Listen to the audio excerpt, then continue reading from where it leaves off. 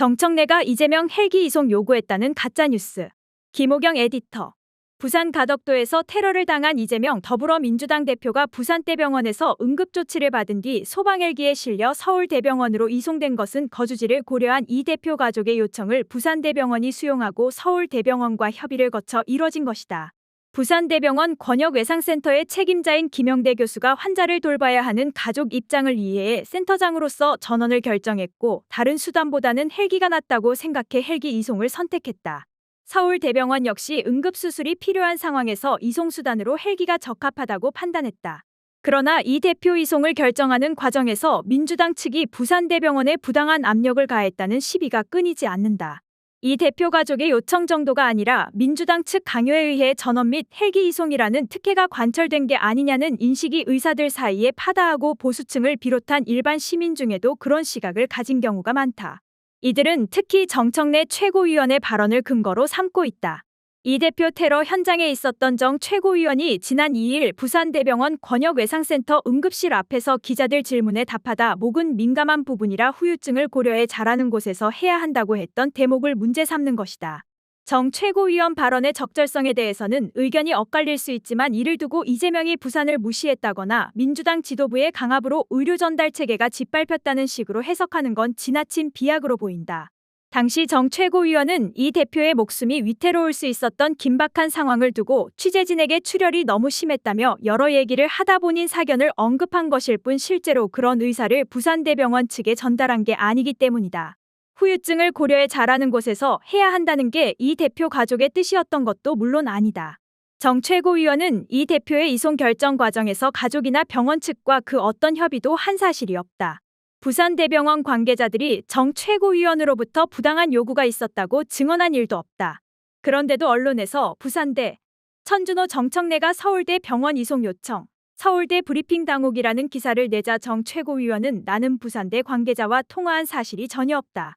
그러니 당연히 요청한 사실도 없다며 해당 언론의 오보를 정정하지 않으면 법적 조치를 취하겠다고 펄쩍 뛰었고 결국 기사는 수정됐다. 정 최고위원은 11일 시민언론 민들레와의 통화에서 이 대표가 부산대병원 응급실로 들어가고 난 뒤 동행했던 의원들은 병원 안에 머물 곳이 마땅치 않아 인근 카페에 모여 회의를 했다. 응급실에 함께 들어간 천준호 당대표 비서실장에게 전화를 해봤지만 통화가 되지 않았다.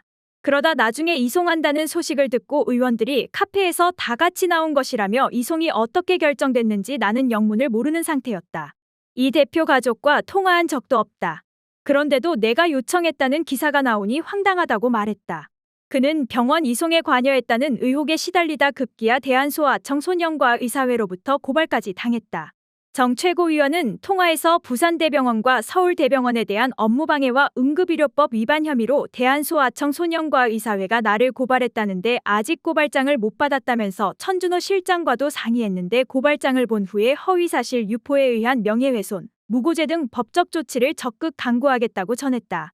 앞서 정 최고위원은 10일 국회 본청에서 열린 민주당 최고위원 회의에서 나는 부산대 병원 의사를 만난 적도 없고 통화한 적도 없고 전원 의사 결정 과정에 참여한 적도 전혀 없다며 전원 결정 과정에서 전원에 대한 어떤 의견 개진이나 어떤 의사 표현도 한 적도 없다.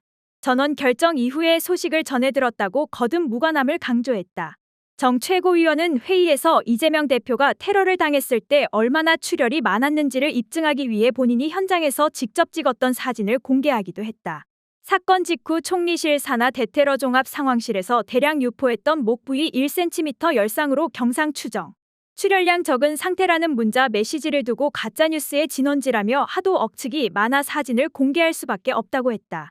해당 사진을 꺼내든 그는 보시다시피 데크에 피가 흥건히 고여있고 데크 틈새로 피가 흘러내려간 흔적이 보인다며 지혈을 했던 붕대와 거즈, 수건의 핏자국도 제시하고 이 사진만 봐도 과다출혈, 중상이 짐작되지 않느냐. 대테러 종합 상황실의 섣부른 문자가 결과적으로 허위사실의 진원지가 된 만큼 민주당은 법적 조치를 강구할 것을 검토하겠다고 했다. 이날 이 대표가 서울대병원에서 퇴원한 뒤 정 최고위원은 언론 백브리핑에서 조금 일은 감이 없지 않다. 그런데 완치가 되거나 완전히 회복되어서 지금 퇴원하는 것이 아니라 집에서 필요하면 통원 치료도 해야 하는 것으로 알고 있다며 목에 칼이 들어왔는데 트라우마는 또 얼마나 심할지 이런 것도 걱정된다고 말했다. 한편 사건 당일 천준호 비서실장으로부터 지금 응급 환자를 받을 수 있느냐는 전화를 받았던 서울대병원 응급의학과 A 교수는 동아일보와의 인터뷰에서 헬기 이송은 내가 요청했다고 밝혔다. 의학적 판단하에 헬기를 제안했다는 얘기다. 당시 김영대 부산대병원 권역외상센터장으로부터 이 대표의 상태를 공유받은 A 교수는 서울대병원 중증외상 최종치료센터장인 B 교수에게 상황을 전했다. 이후 B 교수가 오케이. 그럼 어떻게 해야 하냐고 물어오자 A 교수는 그 정도 응급수술이랑 이럴 거면 헬기 이송을 요청해야 한다고 했다는 것이다. 민주당이 헬기 이송에 개입했을 거라는 일각의 주장에 대해 A 교수는 민주당은 저랑 헬기 얘기를 씹어넣지도 한 적이 없다고 단언했다. A 교수는 경정맥은 우리 몸에 있는 제일 중요한 혈관 중에 하나라며 동맥 출혈도 있어 근육 내 출혈이 엄청나게 있어서 기본적으로 이송을 하게 되는 기준에 맞는다고 생각했다고 덧붙였다. 다만 A 교수는 일단 헬기는 서울대병원에서 요청은 안 했다고 설명했다.